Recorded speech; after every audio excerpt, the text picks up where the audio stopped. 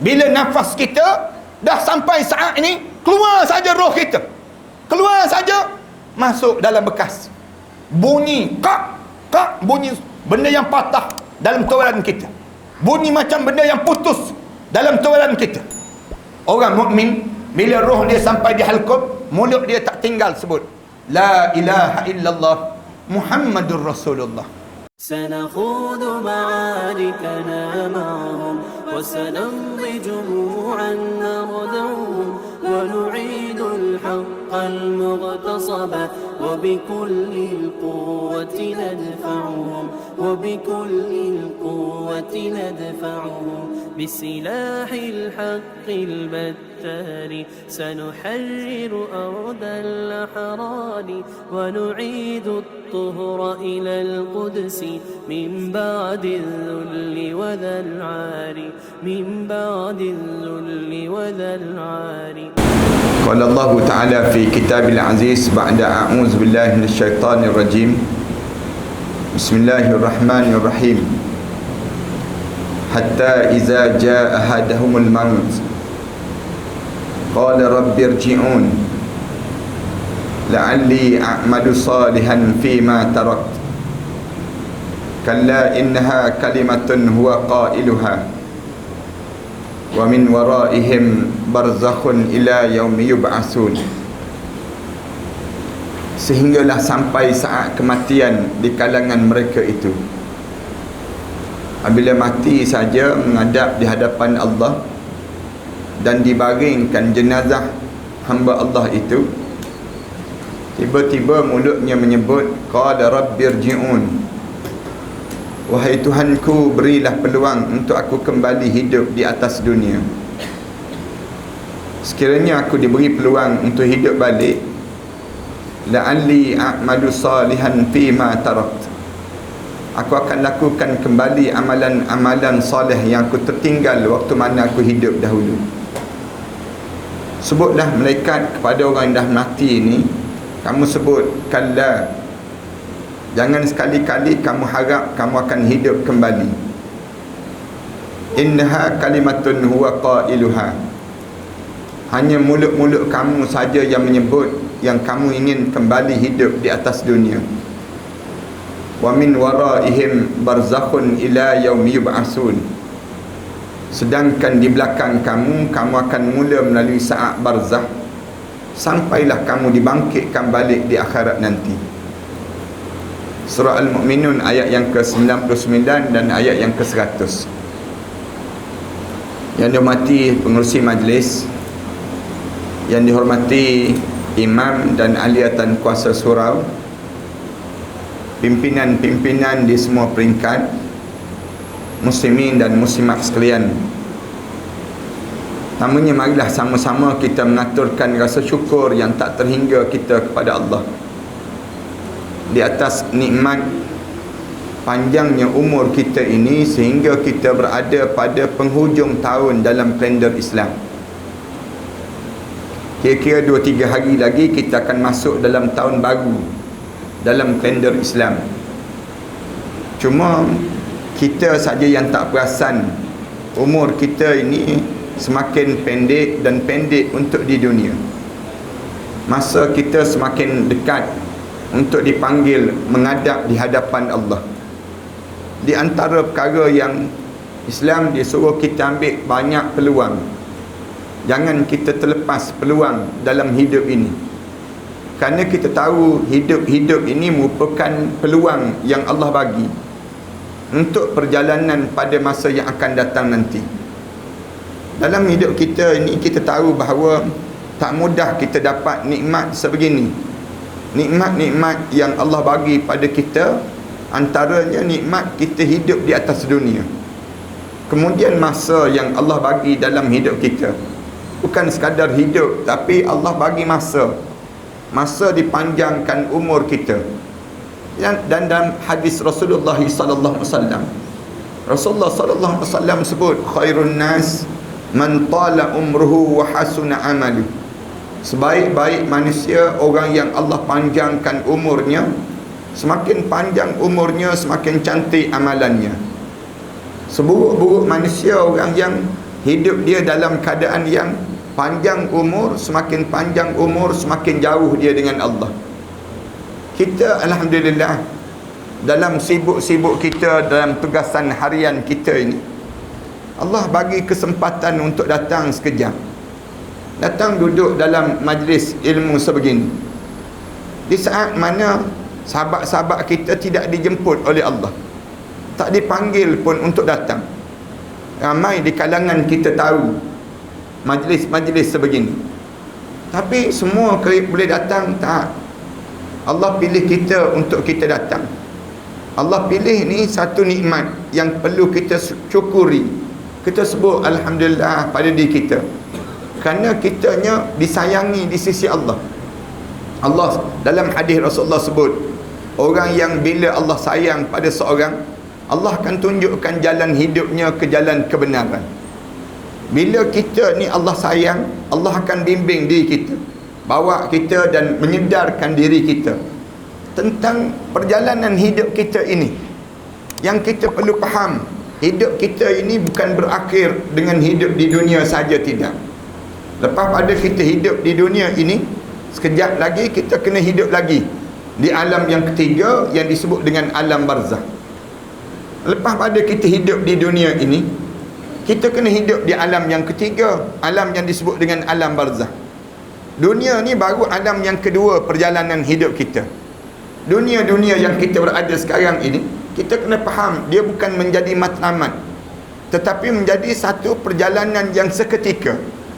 Lepas, sebelum daripada ni, kita pernah hidup di alam yang pertama kan. Alam pertama dipanggil alam kandungan ibu. Alam kandungan ibu ni saya yakin semua di kalangan kita pernah merasainya.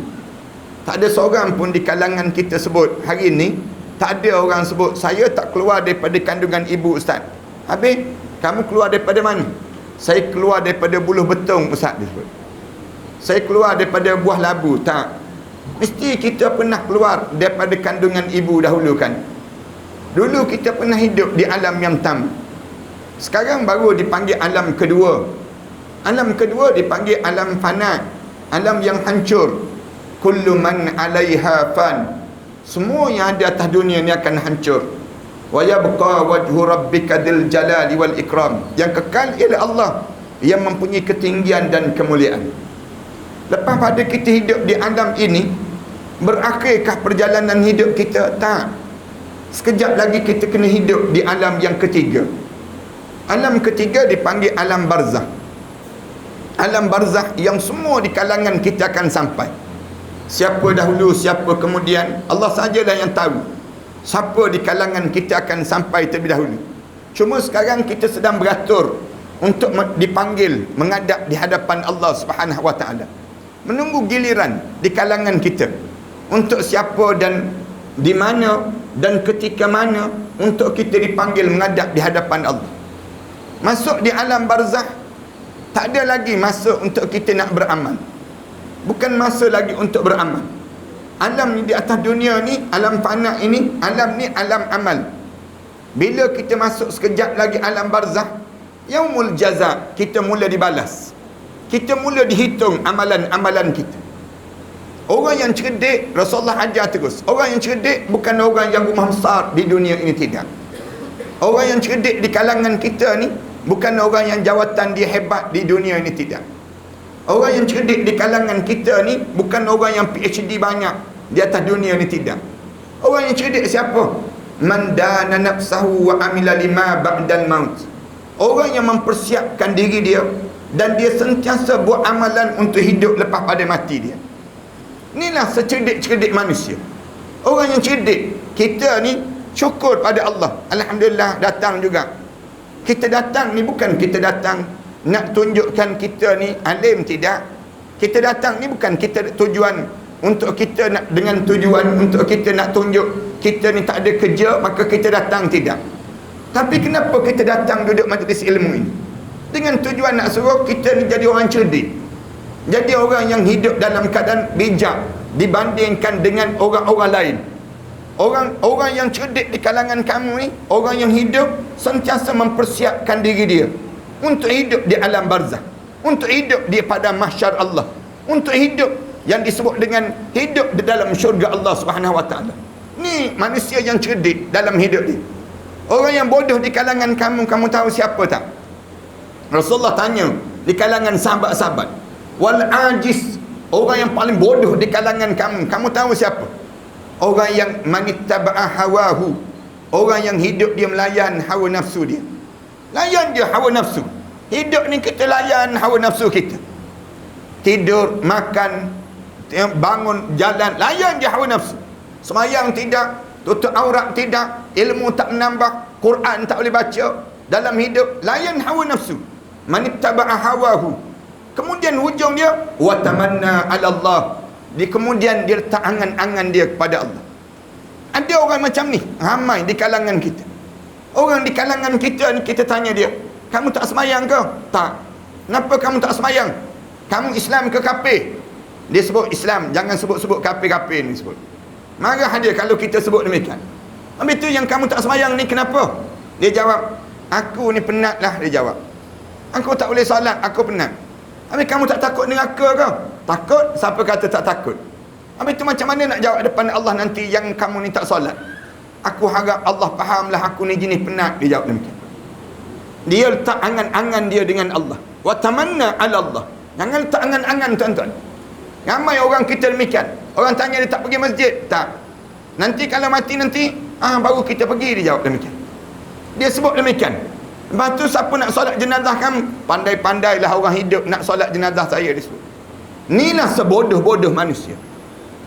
Hidup ni jangan jadi begitu. Kerana lepas pada kita hidup di alam barzah, berakhirkah perjalanan hidup? Tak. Kita kena hidup lagi di alam yang keempat yang disebut dengan alam mahsyar. Alam yang dibangkitkan balik, bangun balik di padang mahsyar. Bila kita bangun di padang mahsyar, kita akan sibuk tanya, man ba'athana min marqadina? Siapa yang membangkitkan saya daripada tempat tidur semalam? Elok semalam saya tidur, tiba-tiba hari ni saya bangkit balik. Lalu kita dengar satu jawapan, hadza ma wa'adar rahman. Inilah yang telah dijanjikan oleh Allah yang bersifat ar-Rahman. Wa sadaqal mursalun, dan benar rasul-rasul dahulu. Baru kita teringat balik. Ni kan dalam surah Yasin kan ayat ni. Kita tak jumpa ayat ni, sah tak baca Yasin ni dipanggil. Nak sebutnya gambaran dalam hidup kita ni, bila kita bangun di padang mahsyar, bangun-bangun Allah mula cabar. Cabar dua makhluk ni, jin dan juga manusia. Turun malaikat mula terkepung. Jin dan manusia ni kena kepung. Bila start dikepung saja, dikepung di kalangan jin dan juga manusia ni sendiri, di waktu tersebut malaikat mula cabar jin dan juga manusia.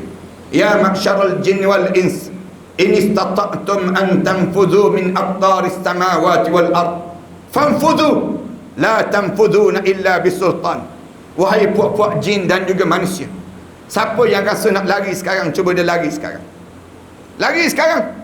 Atas dunia dahulu bukan main lagi kamu beralasan. Atas dunia dahulu kan, waktu mana kita hidup atas dunia ni, kalau orang ajak, jom kita pergi dengan ceramah malam ni, kita boleh buat alasan. Malam ni tak boleh lah, malam ni ada pasar malam lah, kita jawab demikian. Malam ni orang ajak kita, jom kita pergi dengan ceramah, jom kita pergi baca Quran. Semua 1001 alasan kita boleh buat. Tapi cuba sampai di akhirat, start daripada kita mula mati, masuk saja dalam kubur, kita mula melalui satu saat one way, no U-turn. Mula kita berjalan seorang-seorang, furada kama khalaqnakum awwala marrah. Kamu datang seorang-seorang dahulu, kamu balik kepada Allah seorang-seorang. Waktu mana sampai di padang mahsyar, Allah sungguh cabar jin, kamu rasa hebat sangat kamu. Manusia, kamu rasa kamu hebat sangat. Cuba kamu tembus malaikat ini sendiri. Kamu lari daripada malaikat, kepungan malaikat ini sendiri. Fanfuzu, kamu lari sekarang. La tanfuzuna illa bisultan. Tak ada seorang pun yang boleh lepas daripada kepungan tersebut. Bangun kita di padang mahsyar. Kubur kawasan ni kat mana kubur kawasan ni? Dekat kubur Sungai Tua kan? Kubur Sungai Tua. Start daripada, bangun daripada Sungai Tua tu, berjalan nak pergi pada mahsyar Allah. Sorang-sorang. Bangun sorang-sorang, berjalan kita. Jalan nak pergi pada mahsyar. Pada mahsyar bermula di mana? Saat mana tanah menjadi rata, menjadi bagaikan kulit roti. warna macam kulit roti. Langit tak ada lagi. Dalam malam yang pekat, gelap yang pekat di saat itu, kecuali orang yang beriman pada Allah. Saat mana kita berjalan, nak jalan menuju pada mahsyar, sampai mana? Nuh padang Arafah. Sampai pada Arafah tu, nak bergerak bagaikan gambaran itu.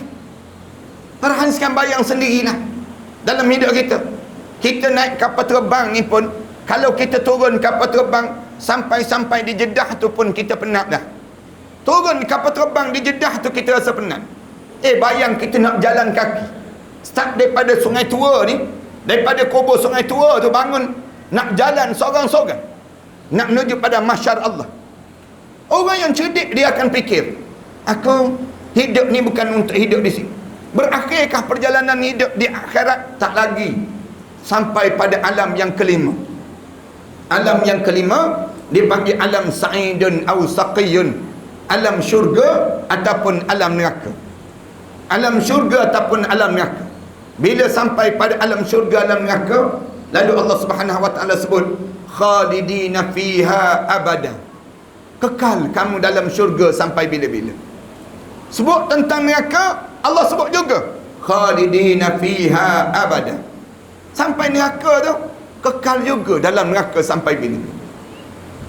Perhatikan saya, bila saya diminta bercakap tentang senafas ke barzakh, saya dapati tajuk ni bukan tak sesuai kita nak sebut senafas ke barzakh. Sepatutnya kita sebut bernafas-nafas ke barzakh. Nak sebutnya, bila kita nak pergi ke barzakh ni, tak boleh nak senapas. Tak mungkin kita boleh pergi senapas. Tetapi kita kena faham, ya, di sebalik tajuk tersebut nak tarik perhatian di kalangan kita. Tapi saya nak sebutnya bahawa benda yang kita kena fikir dalam hidup kita ni, bukan kena fikir untuk ke barzakh je, jangan. Tetapi kena fikir ke mana? Nuh perjalanan yang kita kena pergi sampai boleh masuk syurga Allah. Apa manfaatnya? Perhatikan, rumah besar, jawatan hebat, kedudukan kita ni pengaruh ramai, kemudian nama kita disanjung, kita menjadi selebriti di dunia. Bila masuk kubur, masuk neraka terus kita. Apa manfaat dalam hidup kita? Perhatikan, kena bijak dipanggil demikian. Dalam hidup kita ni, apa nilai dalam hidup kita? Anak-anak semua masuk universiti, kereta kita mewah, jawatan kita besar. Bila masuk barzakh, masuk neraka terus kita.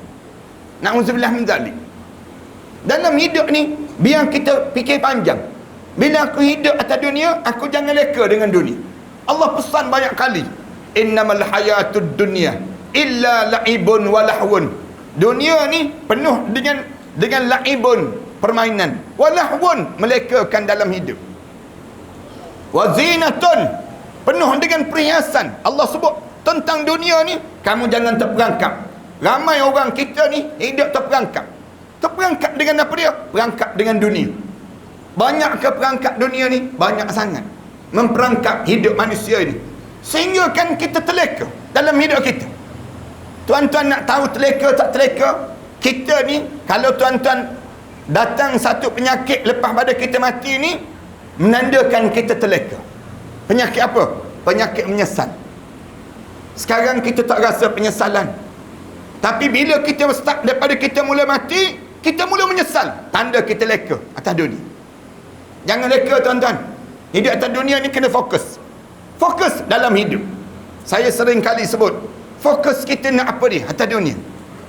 Jangan sampai kita menyesal. Bila kita menyesal, banyak ayat Al-Quran Karim cerita perangai manusia yang menyesal. Orang Islam tapi menyesal. Perangai orang Islam mengucap 2 kalimah syahadah, tiba-tiba masuk dalam kubur menyesal. Antaranya ayat yang saya baca di awal-awal tadi. Dalam Al-Quran Karim, dia cerita kita ni menyesal bila? Ada 2-3 kali kita ni akan menyesal. Kalau kita tak bersedia dalam hidup kita, kita akan datang penyesalan. Kali yang pertama menyesal bila? Bila hijab mata mula dibuka. Hijab mata kita mula dibuka.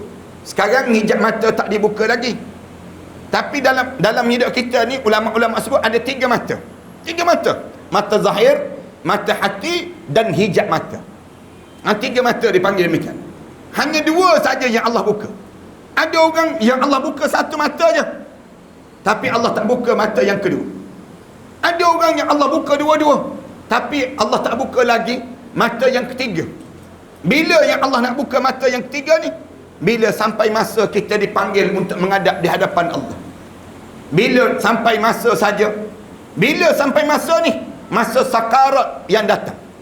Bila sampai masa sakarat, ulama-ulama tanya, bila sebenarnya masa sakarat ini? Masa sakarat ni bila? Dalam hidup.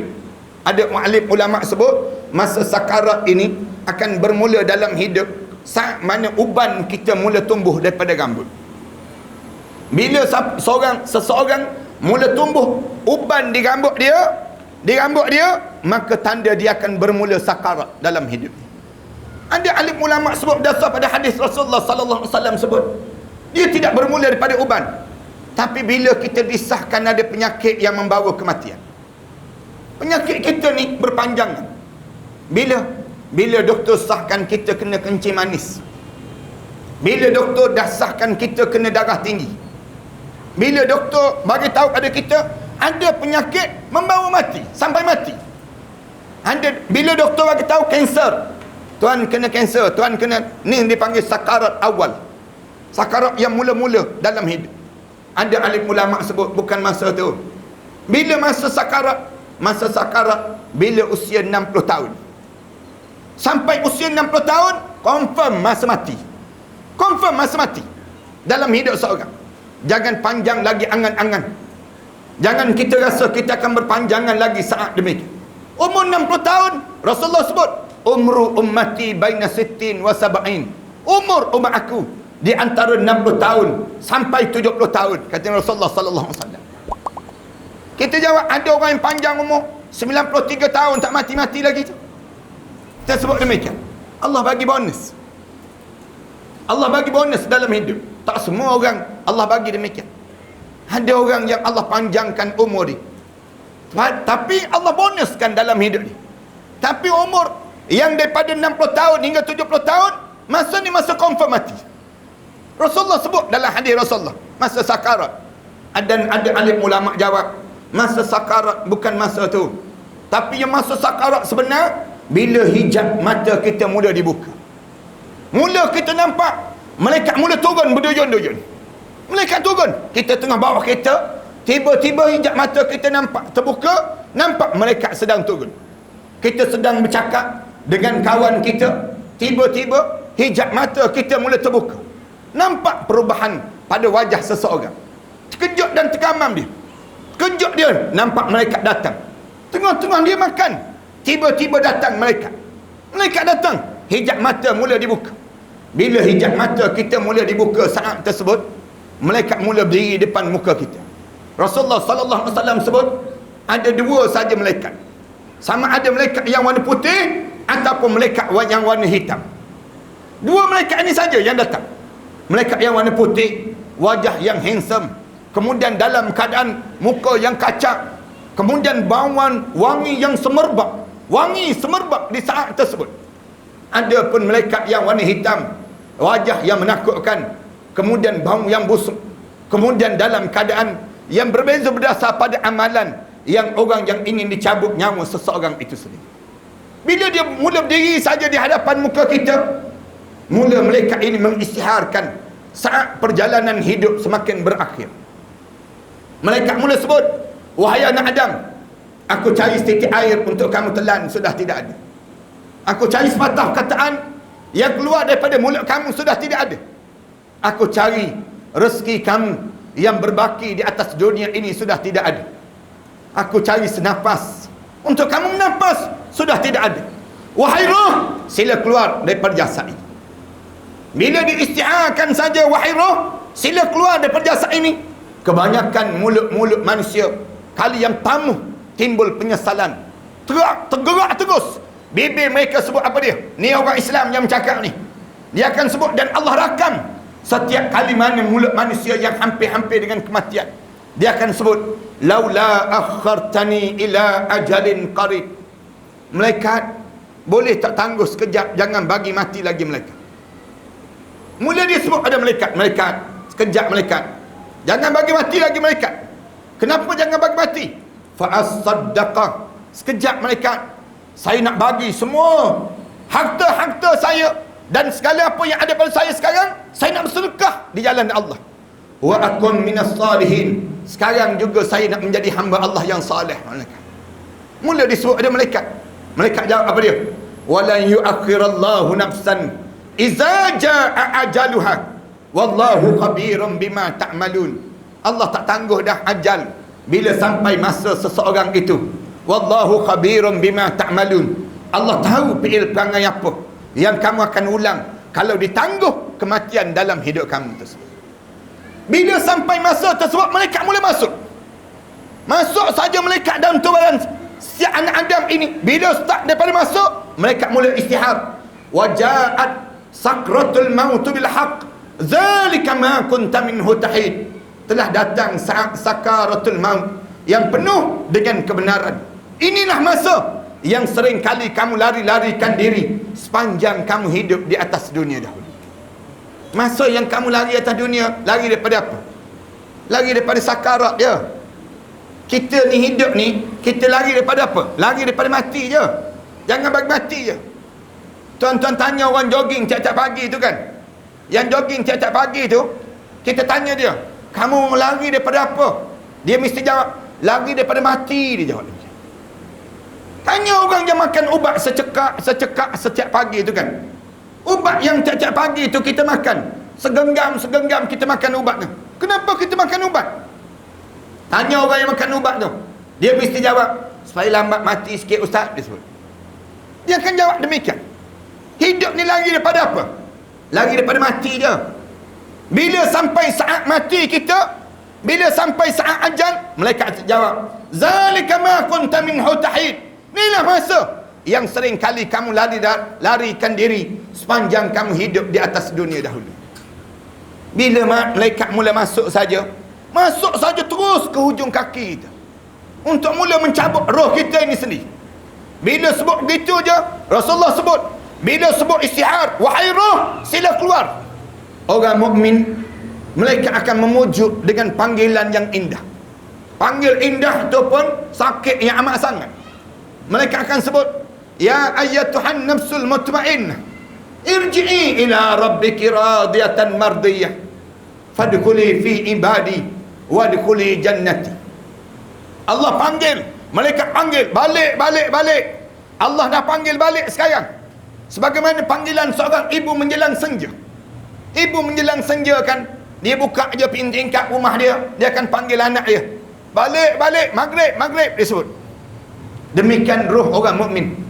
Roh orang mukmin bila dipanggil saja, balik, keluar. Ya ayyatuhan nafsul mutmainnah. Sebut keluar tu sebut, roh ni mula berkumpul di hujung kaki masing-masing. Roh orang yang tidak mukmin, Allah Subhanahu wa taala sebut, walau tara iziz zalimuna fi ghamaratil maut. Kalau kamu ada masa, kamu tengok bagaimana orang yang hidup dalam keadaan buat zalim di atas dunia. Orang Islam tapi buat zalim. Kita kata ada ke ustaz orang buat zalim? Sepah di kalangan kita yang buat zalim. Orang kita ni buat khianat pada diri sendiri. Dia tak khianat pada orang, dia buat khianat pada diri dia sendiri. Kita kata ada ke orang buat khianat pada diri sendiri? Ada. Orang yang tak semayang, dia buat khianat, bukan dia buat khianat pada orang lain, dia buat khianat pada diri dia sendiri. Orang yang dia dengar azan, dia tak datang semayang berjemaah, dia bukan buat khianat pada orang, dia buat khianat pada diri dia sendiri. Ni kita kena faham dalam hidup. Dia tak boleh sebut, padan muka tu imam aku tak datang. Dia tak boleh sebut demikian. Dia kena sebut, padan muka aku kerana aku tak datang. Ni kena faham konsep dia. Orang yang hidup buat khianat pada diri sendiri siapa? Orang yang dia duduk dengan alim ulama', dia tak tumpang ilmu dengan alim ulama'. Orang yang Allah sebut, cuba kamu tengok orang macam ni. Orang yang dihidup tak boleh baca Quran. Saya sebut, orang yang hidup tak boleh baca Quran, orang yang buat zalim pada diri sendiri. Tuan-tuan, kalau tuan-tuan tak boleh baca Quran, tuan-tuan pastikan umur tuan-tuan panjang-panjang dan tak mati-mati tuan-tuan. Tuan-tuan jangan mati tuan-tuan. Kalau tuan-tuan mati di saat mana tuan-tuan tak boleh baca Quran, tuan-tuan masuk dalam kubur seorang tua tu, confirm tuan-tuan tak lepas menghadap depan Allah. Confirm tuan-tuan tak lepas. Tak percaya cuba try mati, tak percaya. Nak tengok lepas ke tak lepas. Nak sebutnya kalau tuan-tuan tak boleh baca Quran, tuan-tuan mati di saat mana tak boleh baca Quran. Tuan-tuan masuk dalam kubur, tuan-tuan tak boleh jawab depan Allah nanti. Tak boleh jawab. Masuk dalam kubur, malaikat tanya terus. Quran boleh baca? Quran. Quran boleh baca? Tak boleh mereka. Quran tak boleh baca? Tak boleh. WhatsApp? WhatsApp boleh? Ya. WhatsApp boleh baca, Quran tak boleh baca. Jaga-jaga tuan-tuan. Kalau tuan-tuan tak boleh baca Quran, baik tuan-tuan menangis sekarang daripada tuan-tuan menangis dalam kubur nanti. Tuan-tuan menangis dalam kubur, tuan-tuan tak akan dapat nikmat. Tuan-tuan tak akan dapat belas kasihan Allah di saat mana berada di alam barzakh, kecuali datang doa-doa, datang daripada doa anak yang soleh. Tapi kalau tuan-tuan tak boleh baca Quran, tuan-tuan cari orang alim di kalangan kita, datang jumpa dengan AJK Surau ni, bagi tahu pada AJK Surau, tuan, saya tak boleh baca Quran tuan. AJK Surau jangan jawab pula, sebenarnya saya pun tak boleh baca juga. Jangan jawab demikian, buat malu company je dia panggil. Nak sebutnya kita ni biar saling tolong menolong. Tolong menolong bukan dalam soal bagi barang saja, jangan. Dalam soal memimpin, membawa orang ke dalam kubur ini. Nak pimpin manusia, nak suruh selamat. Hidup bukan sekadar untuk di dunia, tetapi mesti membawa kita masuk dalam kubur dalam keadaan selamat. Dalam keadaan selamat. Satu saya sentiasa sebut, dalam kita memilih pemimpin sama juga. Ramai orang kita nampak memilih pemimpin hanya untuk dalam pilihan raya. Ni tak nampak dia memilih pemimpin untuk membawa dia ke syurga Allah. Benda yang paling asas dalam hidup kita. Ramai orang kita terpedaya. Kenapa terpedaya? Kerana dia rasa dunia ni kekal untuk selama-lamanya. Memilih pemimpin bukan untuk hanya untuk hidup di dunia. Kalau sekadar nak hidup di dunia, komunis boleh pimpin kita, liberalis boleh pimpin kita. Tapi oleh kerana kita perlu sampai ke akhirat Allah, maka Islam hanya boleh memimpin kita. Hanya Islam boleh memimpin kita. Tuan-tuan kena faham konsep bagaimana nak suruh kita selamat sampai ke dalam syurga Allah. Bila sampai begitu, Allah sebut, walau tara iziz zalimuna fi ghamaratil maut. Kalau kamu ada masa, kamu tengok bagaimana orang saat ghamaratul maut, orang zalim direntak nyawa dia saat mana dia sedang ghamaratul maut. Malaikat sebut ada dia. Malaikat ni pukul muka dia. Pukul muka dia tu sambil malaikat sebut, akhriju anfusakumul yaum. Keluarkan hari ini dengan penuh kehinaan dalam hidup kami. Tu belum lagi Allah cerita tentang orang kafir, orang mukmin. Rasulullah sebut, bila roh ni masuk sampai di hujung kaki, ditarik. Bila tarik saja di hujung kaki ni, tarik di hujung kaki ni, sakit tak boleh nak dibayang.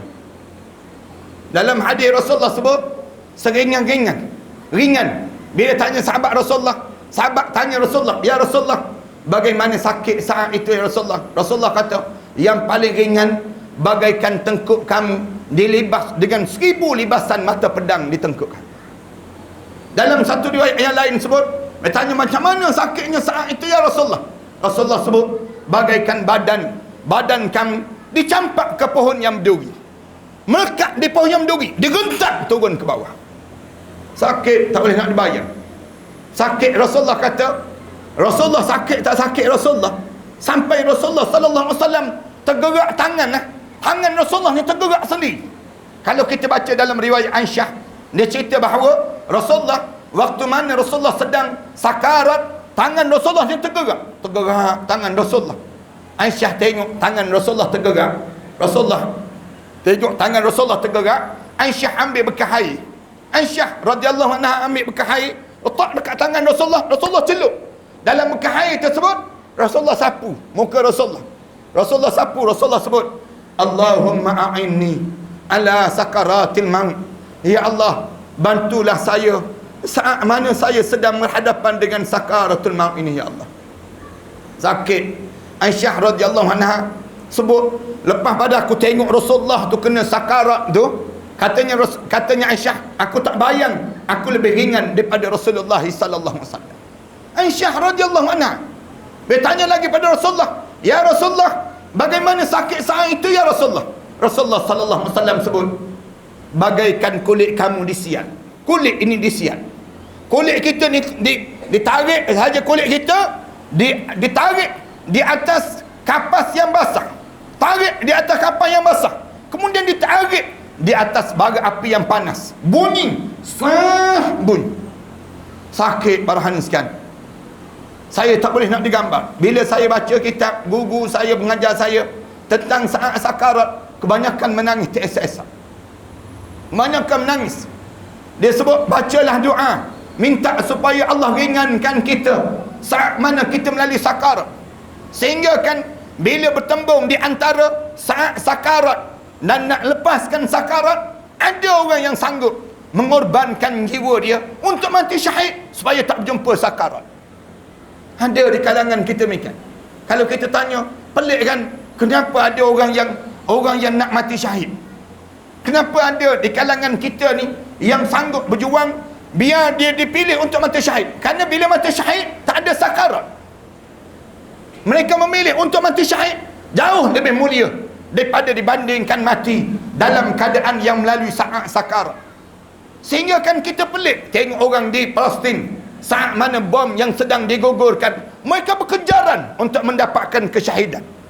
Kenapa mereka jadi demikian? Kerana mereka faham di antara saat sakarat dengan yang namakan dengan gugur syahid, maka memilih syahid lebih mulia dalam hidup. Dalam hidup kita ni memilih mati syahid. Bila kita mati syahid, tak rasa sakarat yang kita lalui saat itu. Sakit sakarat. Sakitnya Rasulullah cerita tu sampai peringkat bila ditanya lagi Rasulullah, ya Rasulullah, bagaimana sakitnya saat itu ya Rasulullah? Rasulullah jawab, kamu tanya ibu-ibu yang melahirkan zuriat. Ibu-ibu yang melahirkan zuriat, saat mana kalian menegan nak keluar zuriat ini, nak keluar zuriat daripada badan ini, kalian berpeluhkan atas dahi, kalian menggigilkan tangan kalian, kalian tak tahu nak buat apa dia, nak keluarkan zuriat, sakit Allah saja yang tahu. Rasulullah kata itu baru satu juzuk daripada 99 juzuk kesakitan kematian. Ada 98 lagi juzuk kesakitan kematian saat sakarat yang dilalui. Imam Ghazali rahimahullah dalam kitab dia disebut sakitnya saat sakarat ini, dia tarik saja daripada hujung kaki kita ni tak tergerak badan kita ni tak tergerak, sakit sangat tu sampai tak tergerak. Kita ni kan, kalau kita sakit sekarang, kita mulut kita akan mengadu, aduh sakit, tangan kita ni akan menggetar bila sakit sangat, nak cabut gigi tu kan, kalau tak dibius gigi kita ni, kita rasa sakit-sakit sampai habis ke kepala kita. Ni tak, ni bukan begitu, sakit sehingga tak tergerak badan, sakit Imam Ghazali kata sehingga tak keluar suara, tak keluar lagi suara, sakit yang amat sangat sehingga kan hanya dengar dengusan saja, dengar dengusan, sakitnya saat itu. Allahu Akbar. Yang jadi ringan sikit sakit dengan zikir, ringan sikit sakit di saat itu dengan bacaan ayat Al-Quran, sehingga kan kita boleh mengalihkan perhatian kita ni daripada sakit kepada kalimah la ilaha illallah, la ilaha illallahul halimul karim, la ilaha illallahul halimul karim sebanyak 3 kali. Kemudian kita sebut alhamdulillahirabbil alamin sebanyak 3 kali. Kemudian kita sebut tabarakalladzi biyadihil mulk yuhyi wa yumit wa huwa ala kulli syai'in qadir sebanyak sekali. Dalam hadis Rasulullah sebut demikian, ringan saat itu. Kecuali orang yang boleh sebut. Kalau tuan-tuan boleh sebut kalimah ini, tuan-tuan boleh sebut itu, jadi rasa tahan sikit daripada rasa sakit yang amat sangat. Tarik daripada hujung kaki, tarik hujung kaki, syaitan pula datang. Syaitan sebut, relax bro, relax, katanya syaitan. Tak mati lagi ni, tak mati lagi, tak mati ni, baru hujung kaki, baru ni. Kamu jangan taubat ya, jangan taubat. Padahal kalau kita nak taubat saat itu, Allah terima lagi taubat. Manusia tak taubat, sombongnya hidup. Hidup kita ni kan, ramai mana orang kita ni jadi sombong, tak nak taubat. Syaitan ni pujuk, jangan taubat, jangan taubat. Roh tarik daripada hujung kaki, naik sampai ke lutut. Bila sampai ke lutut, masuk kumpulan yang kedua. Masuk kumpulan yang kedua, saya ringkaskan saja lagi. Tarik daripada lutut, naik sampai ke pinggang. Bila sampai ke pinggang, rasa sejuk di pusat masing-masing. Sejuk di pusat kita ni. Bila sejuk di pusat kita ni, sejuk yang amat sangat. Sejuk tu disebut dalam kitab macam tangan kita dimasukkan dalam ais, kemudian kita biar lama sampai kaku tangan kita tu, kemudian kita tarik, melekat ais tersebut. Melekat ais maknanya pada sejuk sungguh, sejuk di pusat. Tengah-tengah sejuk di pusat ni, tiba-tiba roh kita ni turun balik. Saya nak sebut ada tuan-tuan, ramai orang keliru di saat ni. Bila kena turun, roh ni turun ke bawah balik, bawah pada pusat kita ni, turun, syaitan sebut, kan aku dah kata tak mati. Baru turun, tengok kan aku dah sebut tadi, turun. Tengah-tengah turun tu, tiba-tiba masuk kumpulan yang 3, malaikat maut ini masuk kumpulan yang 3, rentak daripada bawah kemaluan kita, tarik rentak terus sampai ke halqum. Bila zoom sampai di halqum, tergamam terus. Allah mati disebut. Allah mati. Bila perasan mati, kebanyakan mulut-mulut manusia Allah rakam kali yang kedua sebut, qala inni tubtul an. Sekarang aku taubatlah ya Allah. Sekarang aku taubat ya Allah. Perasaan dah mati dah. Bila sebut aku taubat sekarang, mereka jawab terus, walaisatit taubatu lil ladzina ya'maluna as-sayyi'at hatta iza hadara ahadahumul maut qala inni tubtul an. Tidak dianggap taubat. Tak dianggap taubat. Bila roh kamu direntak sampai di halqum, kamu hidup dalam keadaan lupa pada Allah, tiba-tiba sekarang kamu nak taubat. Sedangkan saat tersebut roh kamu sampai di halqum. Bila roh sampai di halqum, tiba-tiba kamu nak taubat. Tak dah taubat. Datang turun mereka sebut, kalla, jangan begitu hidup ni jangan begitu. Iza balagatit taraqi, ketika mana digentak roh kamu sampai di halqum, start daripada permulaan halqum ni, saya sebut di atas dada ni, senang cerita, nak bermula daripada sini halqum. Bila sampai saja di sini, tiba-tiba dalam keadaan demikian, mereka kata, kalla, jangan begitu hidup. Idza balagatit taraqi, ketika mana digentak roh kamu sampai dia taraqi ni, ulama kata bermula daripada dada kita, dada nak naik sampai ke atas, taraqi. Wa qila man raq, mereka sebut turun sekarang, roh turun sekarang. Wa qila man raq, siapa yang boleh siapa yang boleh menurunkan balik roh kamu sekarang? Siapa? Mereka cabar terus, kamu cuba sekarang, turun. Mereka cabar sebut, turun. Katanya malaikat, wa qila man raq wa dhanna annahu al-firaq. Bau perasan mati dah aku ya Allah. Mati dah. Allah sebut terus, wa dhanna annahu al-firaq. Baru malaikat ni tahu dia sedang mencabut nyawa kita. Baru syaitan perasan, oh mati orang ni disebut. Syaitan baru perasan. Sampai di sini ni, syaitan menyamar terus menjadi arwah ayah kita. Syaitan menyamar terus menjadi arwah ibu kita. Ingat tuan-tuan, ni perjalanan yang kita akan lalui dalam hidup kita. Bila syaitan menyamar terus, orang lain tak nampak, kita je nampak. Kita je nampak saat itu. Bila sampai saja di halqum ni, syaitan menyamar menjadi arwah ayah kita. Dia sebut terus, anakku, jangan mati dalam Islam. Ni abah ni, abah yang pernah membesarkan kamu waktu mana kamu kecil dahulu. Anakku, matilah bersama dengan abah. Abah mati dalam Yahudi. Kalau kamu nak selamat, kamu mati bersama dengan abah. Abah mati dalam Yahudi. Bila begitu, kita cuba juga nak mengucap. Bila kita cuba nak mengucap, syaitan menyamar menjadi arwah ibu pula. Anakku, anak umi, anak mami, anak dia panggil anak ibu. Jangan mati dalam Islam. Ni umi, ni mama, ni disebut ni ibu. Ibu, dia tunjuk buah dada dia. Anakku, ibu, susu inilah yang pernah menyusukan kamu waktu mana kamu kecil-kecil dahulu. Jangan mati dalam Islam. Mati bersama dengan umi, mati bersama dengan mama, mati bersama dengan ibu kamu, mati bersama dengan ibu kamu. Dia sebut. Dia kata, anakku, matilah kalian dalam Kristian kalau kalian ingin selamat. Rasulullah sebut dalam hadis dua ni.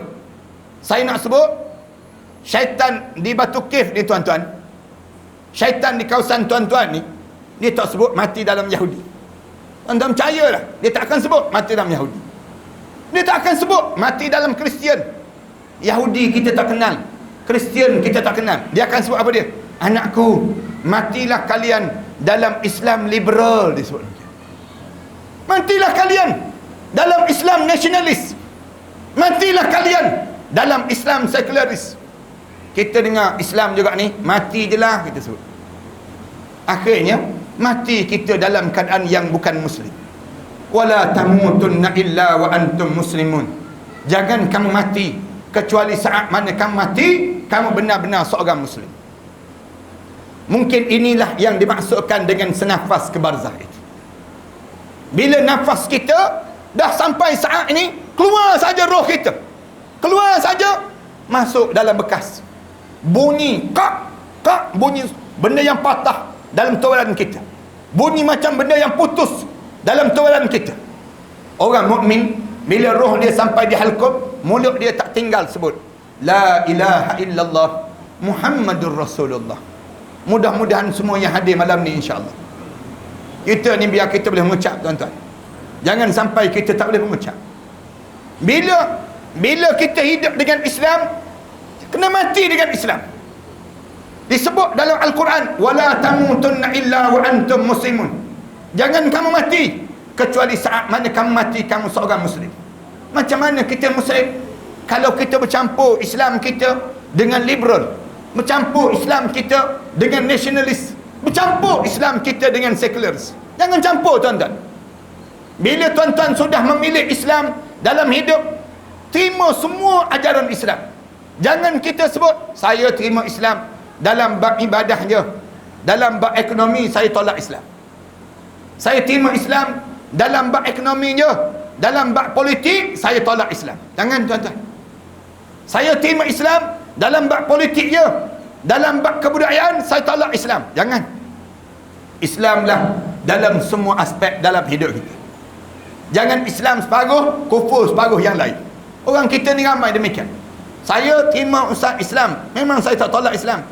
Tapi datang ejen insurans tanya, nak cara konvensional ke nak cara Islami? Dia tanya balik, mana yang untung? Dia tanya, mana yang untung terus. Padahal kawan tu bagi tahu, ni cara Islami, ni cara konvensional. Dia boleh tanya, mana yang untung? Menandakan dia tak yakin dengan Islam. Tuan-tuan, jangan demikian. Orang kita tak yakin dengan Islam dalam bab pendidikan, dia tak yakin Islam, tak yakin dengan Islam. Bila begitu, dekat nak mati, tiba-tiba tak boleh mengucap. Ini sampai peringkat demikian. Keluar saja roh kita ni, masuk dalam dua bekas. Sama ada bekas yang warna putih ataupun bekas yang warna hitam. Ada yang masuk yang bekas warna hitam, na'udzubillah min zalik, menandakan tempat dia dalam neraka Allah Subhanahu Wa Taala. Bila dia di kalangan ahli syurga, masuk dalam bekas yang warna putih, roh mula naik menghadap depan Allah. Bila menghadap depan Allah, Allah sebut, tentukan dia dalam syurga Illiyin. Bila sebut syurga Illiyin, roh ni turun terus berdiri di hujung kepala masing-masing. Bila Allah sebut tentukan dia dalam neraka Sijjin, sebut neraka Sijjin tu, turun terus roh diri di hujung kepala masing-masing. Mula kita hidup di alam yang ketiga, dipanggil alam barzah. Kita nampak siapa yang datang nak mandikan jenazah kita. Kita rasa saat mana orang buka butang baju kita. Kita rasa saat mana orang nak mandikan jenazah kita. Kita sebut pada pemandi jenazah, perlahan-perlahan, sakit mati tadi belum habis lagi, kita sebut. Orang yang datang cium kita, kita rasa, kita sebut ada orang cium, jangan kuat, sakit, kita sebut demikian. Kita rasa semua. Kita nampak berapa orang nak semayang jenazah kita, diusung jenazah kita. Bila diusung jenazah kita, kita boleh bilang berapa orang yang semayang jenazah kita sampai ke kubur. Bila sampai ke kubur, letak je jenazah kita, kita nampak terus berdiri di hujung kaki kita warna hitam kebiru-biruan, iaitu malaikat munkar dan nakir, untuk memulakan perjalanan hidup di alam yang ketiga yang disebut dengan alam barzah. Angkat je jenazah kita ni, angkat jenazah kita tu, turun saja ke liang lahat, tengah turun tu pom terus lah, kena terus lah. Tengah turun tu belum sampai ke bawah lagi, dia panggil apa dia? Ad-darat. Darat maksudnya himpitan kubur. Himpitan kubur. Di kalangan kita ni tak ada orang boleh terlepas daripada himpitan kubur. Rasulullah sebut, kalau ada di kalangan umat aku yang boleh terlepas himpitan kubur, nescaya bayi-bayi yang meninggal dunia waktu mana kecil itu, dia akan terlepas daripada himpitan kubur. Bayi-bayi pun tak terlepas. Dia tanya lagi, Rasulullah sallallahu alaihi wasallam, Rasulullah sebut, kalau ada di kalangan umat aku yang boleh terlepas daripada himpitan kubur, nescaya Sa'ad bin Mu'az itu akan terlepas daripada himpitan kubur. Sa'ad bin Mu'az pun tak terlepas. Sa'ad bin Mu'az, sahabat Rasulullah, waktu mana dia gugur syahid, bergegar arasy Allah, menangis pada malaikat Allah. Waktu mana diusung jenazah dia untuk dibawa ke kuburan, diiringi seramai 70,000 para malaikat Allah. Bila turun saja dalam liang lahat, Rasulullah sebut, bila turun saja, kena terus pum sekali itu, menjadi halus selai rambut, kata Rasulullah.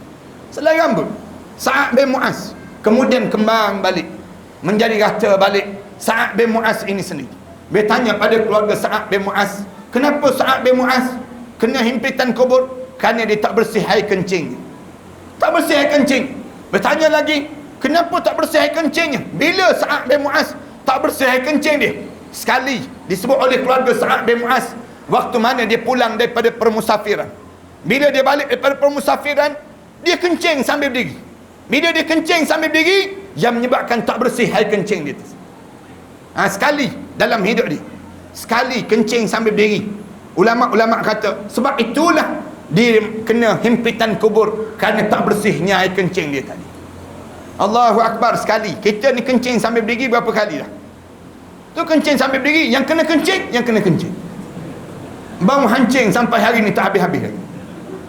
Nak sebutnya gambaran bagaimana kena himpitan kubur itu. Himpitan kubur, bila letak saja jenazah kita, hadap muka ke kiblat je. Hadap muka ke kiblat. Letak muka, bau tanah depan muka kita. Bau, dengar suara bawah telinga kita ni. Dengar suara, selamat datang wahai hamba Allah, sekejap lagi kamu akan lihat apa yang akan aku lakukan pada kalian. Bila sebut saja begitu, kemudian orang tutup saja liang lahat kita, dengar tanah-tanah yang turun. Tanah-tanah yang turun ni dengar. Bila dengar tanah-tanah yang turun tu bunyi tanah tu, lama-lama bunyi dup dup dup dup. Dengar saja begitu, semakin sayup suara ni sampai parah lutut dia. Sampai parah lutut, datang terus malaikat munkar dan nakir, berdiri di hadapan muka kita, mula halau salat kita, mula halau zakat kita, mula halau haji kita. Tiba-tiba mulut kita sebut, qala rabbirji'un, Tuhanku, berilah peluang untuk aku kembali hidup di atas dunia ya Allah. Tuan-tuan jangan sebut tuan-tuan. Kalau tuan-tuan sebut kalimah ni, menunjukkan tuan-tuan tak bersedia untuk menghadap depan Allah. Buat persiapan tuan-tuan. Bila dia sebut saja, malaikat, bagilah peluang sekejap je nak hidup. Malaikat, bagi peluang sekejap, bagi tahu kepada Allah, aku nak hidup balik. Malaikat, bagi tahu sekejap je malaikat, sekejap je. Qala rabbirji'un, Tuhanku, bagilah peluang untuk aku hidup balik.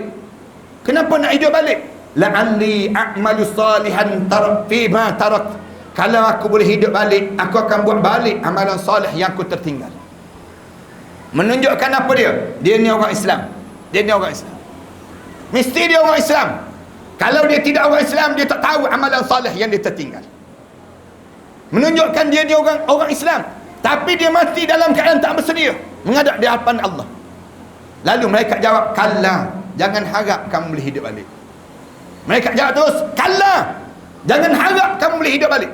Innaha kalimatun huwa qailuha, mulut dia sebut yang kamu nak hidup. Wa min waraihim barzakhun ila yaum yub'atsun, sedangkan di belakang kamu akan mula melalui saat barzakh sampai kamu dibangkitkan balik di hadapan Allah Subhanahu wa taala. Tuan-tuan, saya nak sebut panjang lagi pada tuan-tuan, tapi mandangkan masa dah cukup sejam dah. Saya dipahamkan orang kita boleh belajar sejam je. Lepas sejam dia tak ingat apa-apa dah. Saya tengok tuan-tuan pun mic pun dah berhenti. Saya tengok tuan-tuan pun dah betul tulang belakang 7 kali dah saya.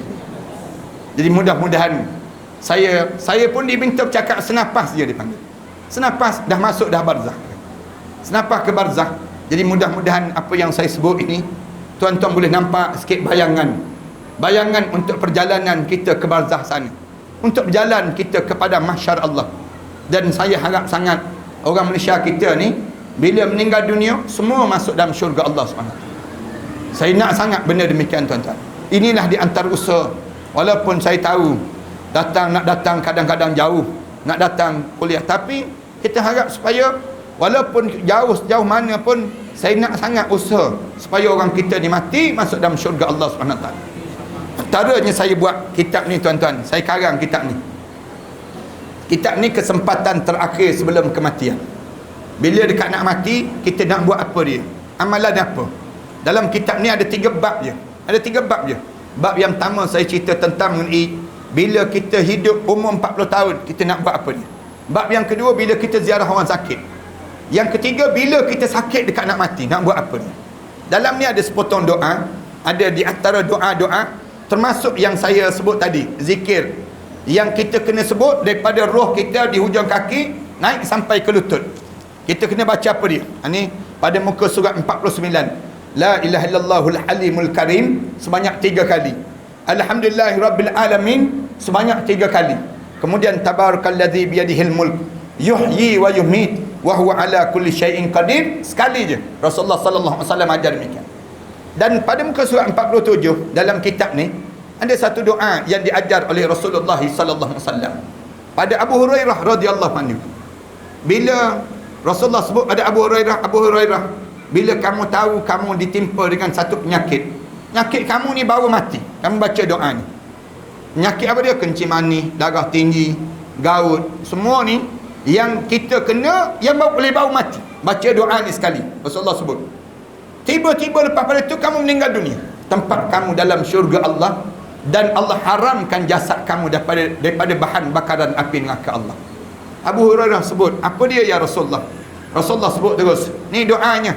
Rasulullah ajar pada Abu Hurairah. Abu Hurairah ajar pada sahabat-sahabat.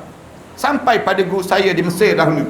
Waktu mana saya belajar kat Al-Azhar dahulu, guru saya diajar. Dia kata baca. Dia baca, kemudian kami ikut. Hujung dia sebut, aku ijazahkanlah doa ini pada kalian semua. Lalu, saya pada malam ni, saya nak sebut juga pada tuan-tuan. Saya nak baca doa ni, tuan-tuan ikut doa yang saya baca ni. Kemudian hujung nanti saya sebut, saya ijazahkanlah doa ini pada semua yang hadir pada malam ini. Tuan-tuan jawab, kami terimalah doa ini. Boleh kan? InsyaAllah, mudah-mudahan tuan-tuan ikut je doa yang saya baca. La ilaha illallah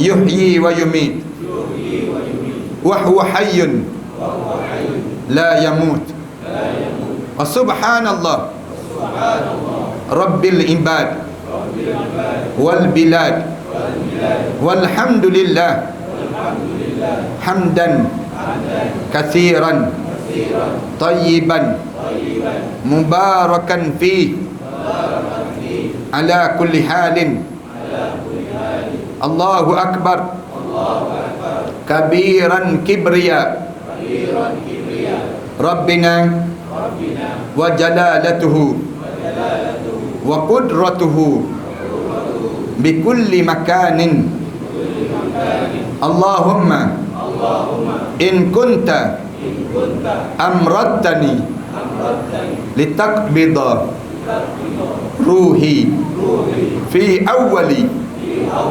maradi hadha faj'al ruhi fi arwahi man sabaqat lahum minkal husna wa ba'idni minan nar kama ba'adta awliya'aka alladhina sabaqat lahum minkal husna. Amin ya rabbal alamin. Saya ijazahkanlah doa ini pada semua jemaah yang hadir pada malam ini. Jemaah sekalian, sebelum daripada tu saya karang kitab Ud'uni, doalah kamu semua padaku. Doa ni saya ambil daripada Al-Quran, dalam surah-surah saya dan orang rumah saya susun doa-doa, saya keluarkan balik doa dan Al-Quran. Rupa-rupanya dalam Al-Quran ni setiap surah ni, surah misalnya surah ni surah Al-A'raf. Surah Al-A'raf, dalam surah Al-A'raf ni ada doa yang diajar oleh Allah kepada kita untuk kita baca doanya. Ada lebih kurang 11 doa dalam surah Al-A'raf. Dan kemudian surah Al-Anfal ada doa yang diajar oleh Allah kepada umat Nabi Muhammad untuk baca doa. Macam mana kamu nak minta dengan aku? Ini cara demikian. Lalu saya karang kitab ini dengan tujuan untuk dana sekolah saya jugalah. Saya bangunkan sekolah tahfiz. Di belakang saya ni ada lebih kurang 5 buah sekolah tahfiz yang saya bangunkan di Shah Alam, kemudian di Pahang, kemudian di Kelantan, kemudian di Kedah, kemudian satu lagi di selatan Thailand, dan yang terbaru saya sedang nak bangunkan di Kuala Terengganu pula, insya-Allah. 5 buah sekolah tahfiz yang kami bangunkan ini kami ambil daripada anak-anak yatim orang miskin untuk tanggung mereka belajar tersebut. Mereka menghafal Quran, anak-anak yatim orang miskin yang menghafal Quran. Kemudian kita tanggung setiap mereka itu seorang 3,500 setahun bagi membiayai mereka menghafal Quran ini sendiri. Macam mana cara saya buat? Macam di selatan Thailand, saya suruh mereka berlebah. Asal pelajarnya 22 orang. Sekarang ada lebih kurang 500 lebih pelajar yang menghafal Quran. Tiap-tiap bulan saya dengan sahabat-sahabat hantar lebih kurang 30,000, 40,000 sebulan bagi membiayai pelajar-pelajar ini. Macam mana cara kami buat? Saya suruh mereka berlebah.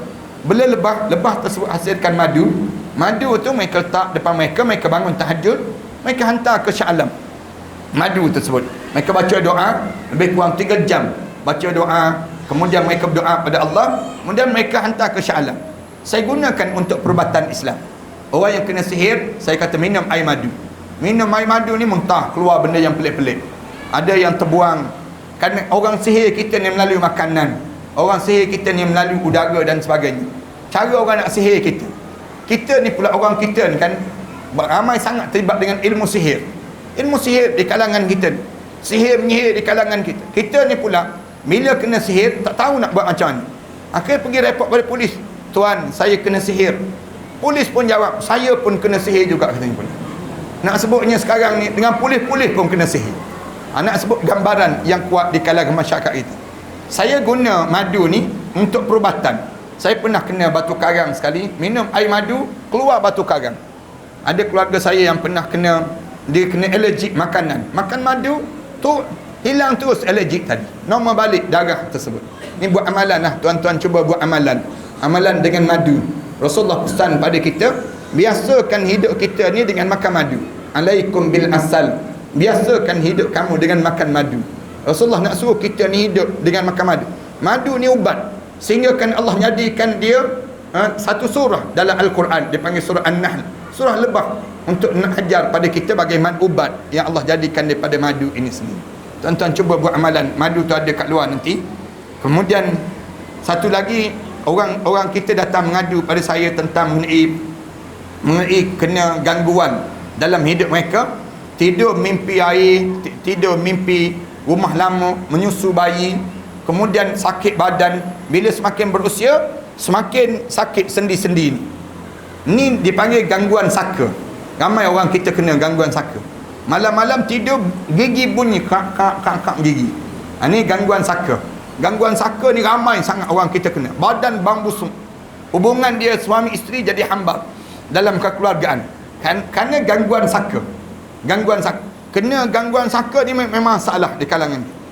Kalau kena gangguan pusaka tak masalah langsung. Gangguan pusaka tu senyum-senyum je kita. Tapi gangguan saka ni Allah masalah. Sayanya bila orang duk mengadu banyak sangat ni, saya ambil minyak zaitun, saya campur dengan habbatus sauda, saya bentukkan dalam bentuk krim gini. Tuan-tuan ambil krim ni, tuan-tuan sapu di sendi-sendi, di belakang, di sendi. Jangan sapu banyak sangat, sikit je kita sapu. Di awal-awal ni dia akan jadi panas, tapi lama-lama dia akan normal, dia akan jadi demikian. Ini cara saya lakukan di sendi-sendi ni. Kadang-kadang orang tua kita ni semakin tua dia jadi, doktor bagi tahu arthritis dia panggil, sakit gaut jadi. Kemudian yang kena sakit lutut tu cuba sapu dekat lutut masing-masing, sapu dekat lutut. Mudah-mudahan Allah jadikan kesembuhan daripada yang dilalui ini sendiri. Ni bukan krim pemutih ya, jangan salah anggap. Jangan salah anggap nampak putih je kotak ni krim pemutih kot dia sebut demikian. Kalau tuan-tuan tak boleh juga yang lain, tuan-tuan cuba kat belakang nanti ada pamphlet untuk tanggung anak-anak ni menghafal Quran ni, tanggungan makanan. Saya perlu sangat siapa-siapa yang ada duit zakat, duit derma dan sebagainya, pergi ke bank, sama ada bank Islam, bank Maybank dan sebagainya, berdiri depan mesin bank tu, semayang sunat istiqarah dulu sama kita. Nak infak ke tak infak, nak derma ke tak derma. Ni mudah-mudahan tuan-tuan niat untuk arwah ayah, arwah ibu kita, sampai pahala-pahala demikian untuk mereka tersebut, insya-Allah. Di samping ada susu kambing kat luar nanti, tuan-tuan bolehlah buat amalan dalam kekeluargaan kita, insya-Allah. Bismillahirrahmanirrahim. Alhamdulillahirabbil alamin. Wassalatu wassalamu ala asyrafil anbiya'i wal mursalin wa ala alihi wa sahbihi ajma'in. Rabbana iftah bainana wa bain qaumina bil haqq wa anta khairul fatihin. Allahumma ighfir dhunubana wa li abaina wa li ummahatina wa li ajdadina wa li masyaikhina wa li jami'il muslimina wal muslimat wal mu'minina wal mu'minat al ahya'i minhum wal amwat. Rabbana ij'alna muqimas salah wa min dhurriyyatina rabbana wa taqabbal du'a. Rabbana atina fid dunya hasanah wa fil akhirati hasanah wa qina adzaban nar. Sallallahu ala Muhammad wa ala alihi wa sahbihi wasallam. Alhamdulillah rabbil alamin. سنخوض معاركنا معهم وسنمضي جموعا نردعهم ونعيد الحق المغتصب وبكل القوة ندفعهم وبكل القوة ندفعهم بسلاح الحق البتار سنحرر أرض الأحرار ونعيد الطهر إلى القدس من بعد الذل وذا العار من بعد الذل وذا العار سنخوض معاركنا معهم وسنمضي جموعا نردعهم ونعيد الحق المغتصب وبكل القوة ندفعهم وبكل القوة ندفعهم بسلاح الحق البتار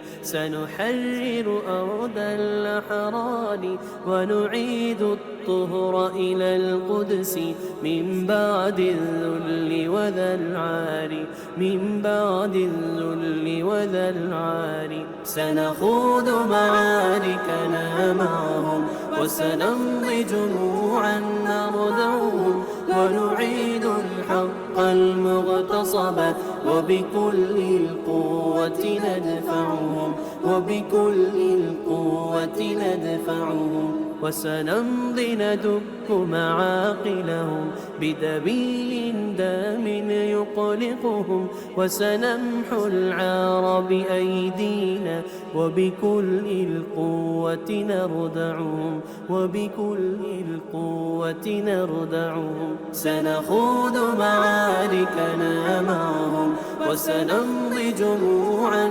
نردعهم ونعيد الحق المغتصب وبكل القوة ندفعهم وبكل القوة ندفعهم لن نرضى بجزء محتل لن نترك شبرا للذل ستمور الأرض وتحرقهم في الأرض براكين تغلي في الأرض براكين تغلي سنخوض معاركنا معهم وسنمضي جموعا نرضعهم ونعيد الحق المغتصب وبكل القوة ندفعهم وبكل القوة ندفعهم سنخوض معاركنا معهم وسنمضي جموعا نردعهم ونعيد الحق المغتصب وبكل القوة ندفعهم وبكل القوة ندفعهم سنخوض معاركنا معهم وسنمضي جموعا نردعهم ونعيد الحق المغتصب وبكل القوة ندفعهم وبكل القوة ندفعهم